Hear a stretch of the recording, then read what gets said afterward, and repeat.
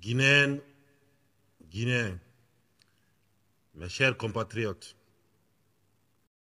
ce 2 octobre, nous célébrons ensemble un moment historique, le 66e anniversaire de l'indépendance de notre chère patrie. La République de Guinée, c'est une occasion de fierté nationale, un moment de réflexion profonde sur le chemin parcouru et sur les défis encore à relever pour garantir un avenir prospère et harmonieux à notre peuple. Cette date ravive en nous une fierté patriotique intense. En tant qu'État souverain, elle nous rappelle aussi notre engagement de bâtir une nation fraternelle, réconciliée et épanouie, reposant sur les valeurs cardinales de paix, d'unité et de cohésion nationale. En ces jours mémorables, je rends un vibrant hommage aux acteurs et compagnons de l'indépendance de notre pays, ainsi qu'à toutes les personnalités politiques qui ont été à l'avant-garde du combat pour la liberté, l'autodétermination et la dignité des peuples d'Afrique. Je tiens également à saluer les forces de défense et de sécurité pour les sacrifices qu'elles consentent chaque jour davantage pour la défense de notre intégrité territoriale et pour la valorisation de notre drapeau partout où elles sont appelées à servir pour préserver la paix dans le monde. Cette année, le thème de la commémoration de notre indépendance, s'inspirer du passé pour construire le futur ensemble.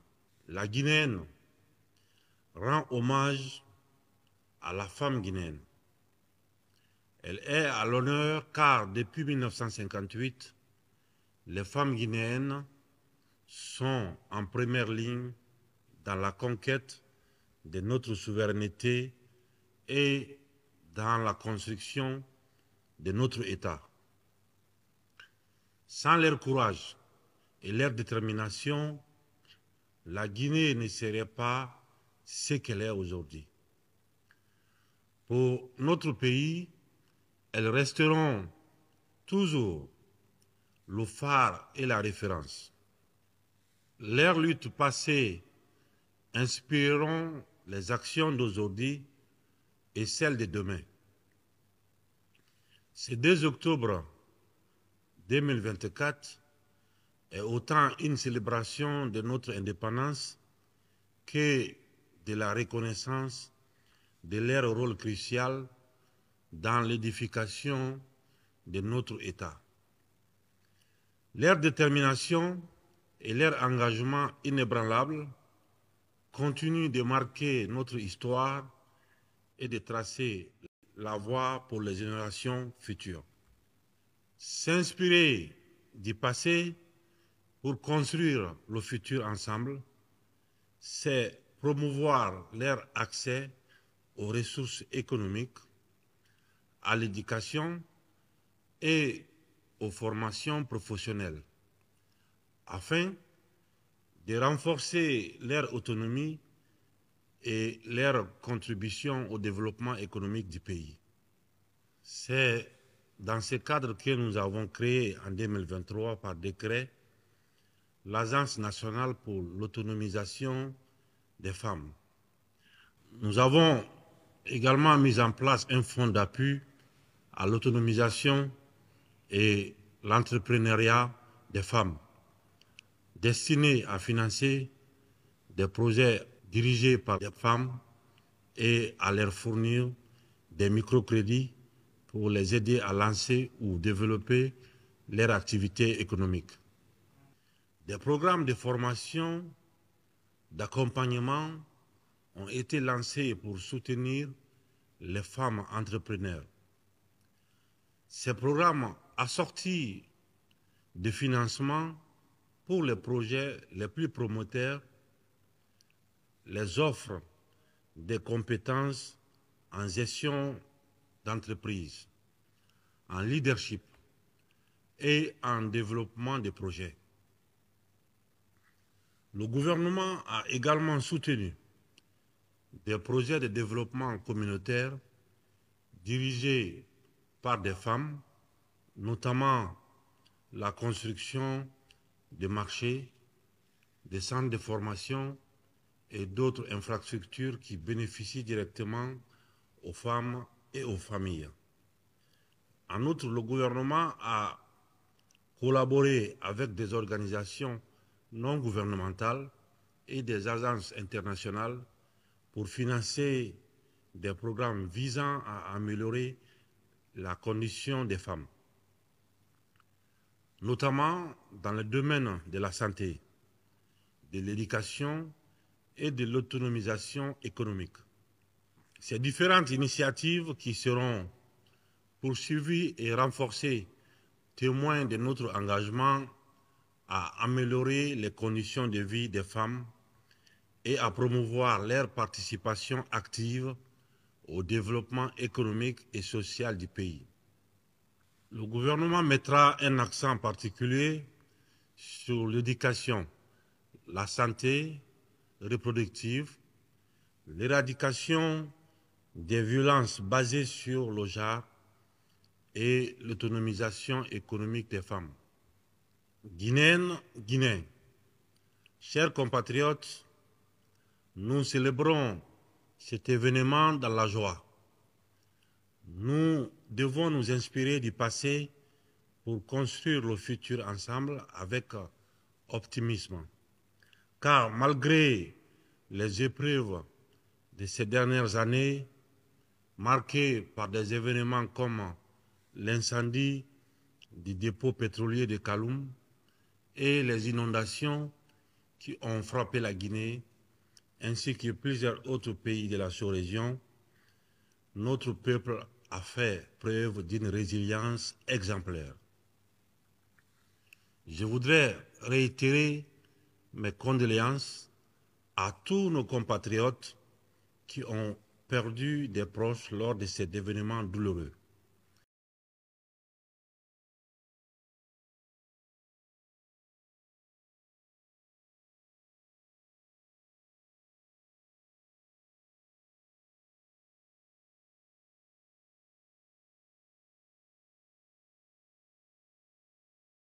S'inspirer du passé pour construire le futur ensemble, c'est se rappeler la solidarité, le patriotisme et la détermination qui ont animé nos héros et héroïnes de l'indépendance et permis la conquête de notre souveraineté nationale et internationale pour bâtir une nation réconciliée avec elle-même. Aujourd'hui, notre responsabilité est de poursuivre l'œuvre de nos héros de l'indépendance et d'en préserver l'héritage. C'est en s'inspirant de leur détermination et de leur amour pour notre nation que nous devons bâtir une Guinée prospère, unie et résolument tournée vers l'avenir. La fête du 2 octobre est non seulement un moment de commémoration, mais aussi un rappel constant que notre liberté n'a pas de prix. Les jeunes générations doivent toujours se souvenir que leur responsabilité est de maintenir ces flambeaux allumés, avec la même ardeur que ceux qui nous ont précédés. S'inspirer du passé pour construire le futur ensemble, c'est également créer les conditions de vivre ensemble. Nous ne pourrons pas construire une Guinée forte sans la réconciliation de toutes ses filles et de tous ses fils. Nous devons tourner la page des divisions et des querelles intestines pour bâtir ensemble un avenir commun. Comme nous y sommes engagés depuis le 5 septembre 2021, Nous avons organisé les assises nationales et des journées de concertation sur l'ensemble du territoire national. Nous avons eu pour ambition de redonner l'espoir à chaque Guinéen, de construire des ponts entre les filles et fils du pays. Ces rencontres spécifiques avec les femmes, les jeunes, les personnes âgées, les agriculteurs, les opérateurs économiques, les acteurs politiques et l'ensemble des corps constitués de l'État ont permis d'apaiser et de faciliter les relations entre gouvernants et gouvernés et d'enrichir nos réflexions en vue d'actions collectives fructueuses pour le développement économique, social, politique et culturel dans la paix et la sérénité. La mise en œuvre entamée des recommandations issues de ces assises et des différentes concertations nationales viendra à terme apporter davantage de vitalité à nos institutions et raffermir notre gouvernance dans tous les domaines. C'est en ce sens que nous avons œuvré pour le rétablissement dans leurs droits de 2000 ménages déguerpis dans la zone de Kapororaï et de Kipé 2 en favorisant l'acquisition d'un nouveau domaine où ils pourront se réinstaller. C'était l'une des recommandations des conclusions des assises nationales, mais c'était aussi un engagement personnel d'essuyer les larmes de ses compatriotes qui aspiraient à cette réhabilitation depuis 1998. Cette fois, dans les vertus du dialogue, guide notre politique étrangère dans la promotion de la paix, tant au niveau sous-régional que continental et mondial. En ce sens, la Guinée réaffirme son attachement à l'intégration économique du continent comme voie privilégiée pour réduire la vulnérabilité de nos États et entend œuvrer à la consolidation des institutions africaines. Elle reprend toute sa place dans le concert des nations et continuera à jouer un rôle de premier plan dans les organisations internationales africaines. Guinéennes, Guinéens, chers compatriotes, notre histoire est riche en enseignements, en défis et en espoir dans notre marche vers la construction d'un développement équilibré. Les nombreuses perturbations liées aux difficultés économiques mondiales, liées entre autres aux variations climatiques, ont profondément marqué l'évolution socio-économique de notre pays, affectant les secteurs vitaux, les revenus de nos exportations, ainsi que nos capacités d'investissement. Malgré ce contexte difficile, des acquis importants ont été réalisés grâce au dynamisme du monde rural, du secteur privé et des services publics. Ces acquis se traduisent notamment par tous les travaux engagés et toute initiative prise depuis le 5 septembre 2021 pour maintenir les intérêts du pays au cœur du développement et garantir la redistribution équitable des ressources minières de la Guinée, tout en favorisant les investissements étrangers.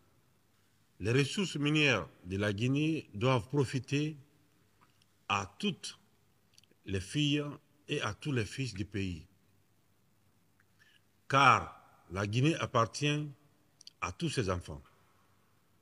Et il y a de notre devoir d'assurer que chacun trouve sa place dans cette grande marche vers la stabilité et la prospérité.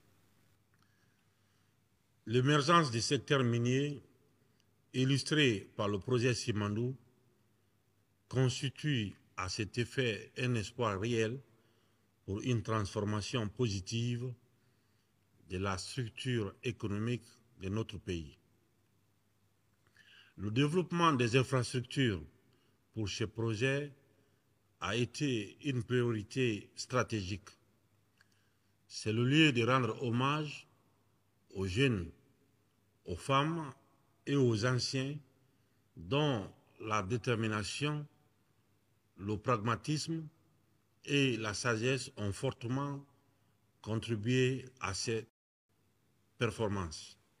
Simandou est le projet de l'espoir et de la prospérité qui va contribuer à améliorer considérablement le bien-être de la population. Le programme de développement socio-économique hautement stratégique bâti autour de ces projets, dénommé Simandou 2040, remplira un rôle moteur pour la prospérité future de la Guinée. Pour en tirer pleinement profit et réduire notre dépendance de l'exploitation minière, ce programme est conçu autour des axes suivants: l'agriculture, les industries alimentaires et le commerce, l'éducation et la culture, les infrastructures, le transport et les technologies, l'économie, les finances et les assurances, la santé et le bien-être. Mais dans un contexte international volatile, la bonne gestion de nos ressources publiques est un impératif pour le maintien des grands équilibres macroéconomiques et l'amélioration du climat des affaires. La qualité de notre gouvernance économique en vue de la refondation de notre État renforce davantage la confiance de nos partenaires au développement, auxquels j'exprime ma reconnaissance pour la constance et l'efficacité de leur soutien. La lutte contre la corruption, dans laquelle nous nous engageons plus que jamais dans toutes les sphères de la vie économique, politique et sociale, est essentielle pour accroître l'efficacité des dépenses publiques et améliorer les performances de notre système économique. C'est pourquoi, au niveau de la justice, nous avons pris des mesures fermes pour lutter contre la corruption. La justice doit être le socle sur lequel se fonde la confiance de notre peuple. Je réitère mon engagement inébranlable à défendre ces principes fondamentaux pour notre développement. Malgré toutes les tentatives de chantage politique, comme je l'ai toujours dit, dans la lutte contre la corruption, ma main ne tremblera jamais. L'application rigoureuse des recommandations formulées par les institutions et organes de contrôle économique renforcera l'efficacité de nos actions de développement. Guinéennes, Guinéens, chers compatriotes, depuis notre arrivée, nous avons œuvré pour un renforcement significatif des services sociaux de base, notamment dans les domaines de la santé, de l'éducation et de l'accès à l'eau potable. La construction d'établissements sanitaires et la rénovation des centres de santé à travers tout le pays illustrent notre volonté d'apporter des soins de qualité aux populations. Même dans les zones les plus reculées, nous avons également entrepris de moderniser nos hôpitaux et d'assurer un accès aux soins universels. Ces efforts se poursuivront pour accroître l'offre de soins. Le renforcement de l'accès à l'eau potable fait également partie de nos priorités. Des infrastructures hydrauliques ont été construites ou réhabilitées dans plusieurs localités afin d'améliorer l'approvisionnement en eau, un facteur essentiel pour le développement humain et économique. L'éducation, qui représente l'avenir de nos enfants, demeure également un pilier fondamental pour le développement de notre société. Nous avons investi massivement dans la construction de nouvelles écoles, l'amélioration des infrastructures existantes et la formation des enseignants. Nos efforts pour promouvoir l'éducation pour tous, sans distinction, sont désormais visibles dans chaque région.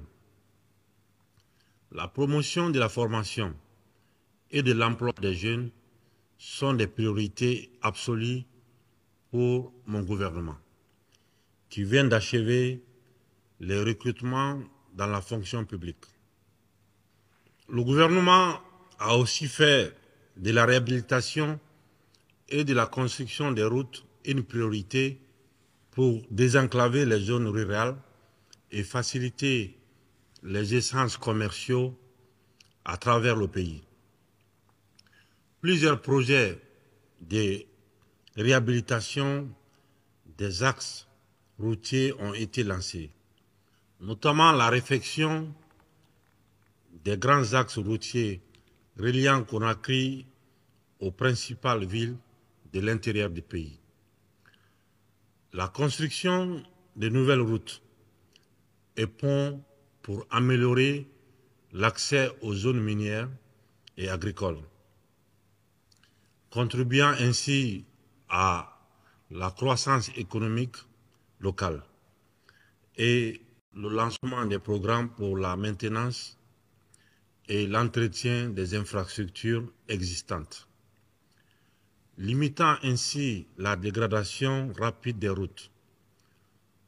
Nous continuerons à accentuer les efforts. Dans le domaine du logement et de l'urbanisme, des actions significatives ont été entreprises par le lancement des projets de construction de logements sociaux dans plusieurs grandes villes afin de répondre à la demande croissante de la population urbaine. Ces projets incluent le renforcement des infrastructures urbaines pour répondre à la croissance démographique et assurer des conditions de vie dignes pour les citoyens. La valorisation du capital humain, levier principal du développement, se concrétisera par la mise en œuvre d'actions prioritaires en faveur du système éducatif, telles que la construction d'infrastructures scolaires et universitaires, en particulier à travers le programme Simandou Academy, ainsi que le renforcement des stratégies visant à réduire les disparités, notamment celles liées au genre. Nous poursuivrons également l'amélioration de la fourniture d'électricité, tout en mettant un accent particulier sur les infrastructures routières. La construction et l'aménagement des pistes rurales et d'ouvrages d'art dans toute la région. Autant d'impératifs pour consolider le processus de décentralisation. Chers compatriotes, nous devons entretenir notre sens élevé de patriotisme et cultiver davantage la fraternité, la solidarité et le vivre ensemble pour concrétiser notre ambition commune de bâtir une nouvelle Guinée. J'exprime ma profonde gratitude aux pays amis, aux partenaires techniques et financiers et à toutes les communautés étrangères dont le soutien constant renforce notre mouvement déterminé vers le développement. Aux Guinéens vivant en Guinée et ceux établis à l'étranger, je renouvelle ma reconnaissance pour l'immense contribution à la construction de notre patrie. Je vous exhorte à rester mobilisés et engagés pour la réussite de cette refondation. L'avenir de notre pays dépend de notre capacité à transformer les défis en opportunités. Je suis convaincu qu'avec l'appui de chacun d'entre vous, la Guinée brillera non seulement le berceau de la liberté africaine, mais aussi comme un modèle de développement et de prospérité. Je suis convaincu que si nous restons unis, si nous faisons preuve de patience, de tolérance et de respect mutuel, notre nation sortira renforcée de cette période. La Guinée que nous léguerons aux générations futures sera une Guinée de paix, de prospérité et de progrès. Ensemble, nous pouvons écrire cette nouvelle page de notre histoire. Que cette fête de l'indépendance soit une occasion pour chacun d'entre nous de se rappeler les sacrifices consentis pour notre liberté. En l'honneur de ceux qui ont lutté pour notre souveraineté et pour l'avenir de ceux qui porteront l'héritage de notre nation. Engageons-nous avec enthousiasme sur les vastes sentiers de l'édification d'une Guinée nouvelle, forte et épanouie. Je souhaite une bonne fête de l'indépendance à toutes et à tous, en s'inspirant du passé pour construire le futur ensemble et faire rayonner la Guinée, notre paradis, terre de recherche et d'innovation. Que Dieu bénisse la Guinée et les Guinéens. Vive la Guinée, unie et prospère.